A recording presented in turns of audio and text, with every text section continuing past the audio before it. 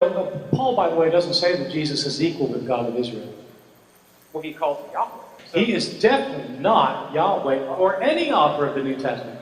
Yahweh and Jesus are different beings in the New Testament. what's the latter half of the Philippians poem say? He's honored. He's put at a position with Yahweh. That doesn't make him Yahweh. He is definitely not Yahweh. Okay, so Romans 10, when he says, whoever calls on the name of the Lord, what's Paul quoting in Romans 10? What's Paul quoting? Paul thought Jesus was the Lord, yes.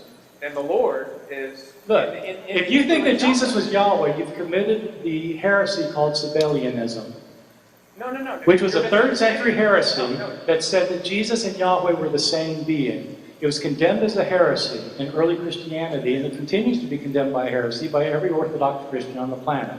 No, the reason why it's not heresy is because Elohim, Jesus is not presented as Elohim until he the book of Hebrews. But Jesus, whenever an Old Testament is being quoted, a verse in the Old Testament is being quoted that has Yahweh in the text, it applies to Jesus. Because God has given him the name above every name. Okay, so God has given him a position equal with himself, but he hasn't made him into Yahweh.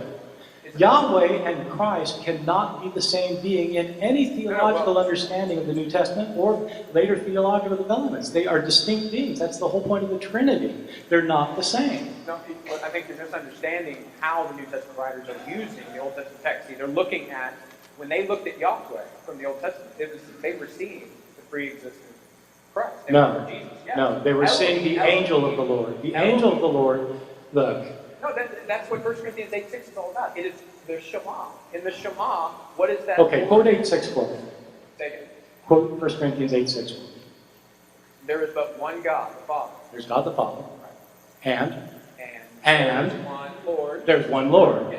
And what's that? Is that the Shema? Is And. the Shema? It's not that they are the same, it's there's two of them. Two verses before that, Paul said, there is for us but one God.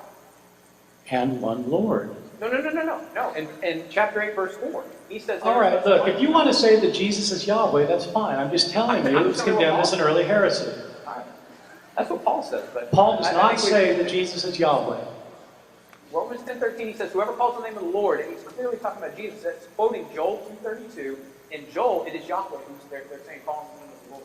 You show me a place where Paul says Jesus is Yahweh. Oh, okay. But we can...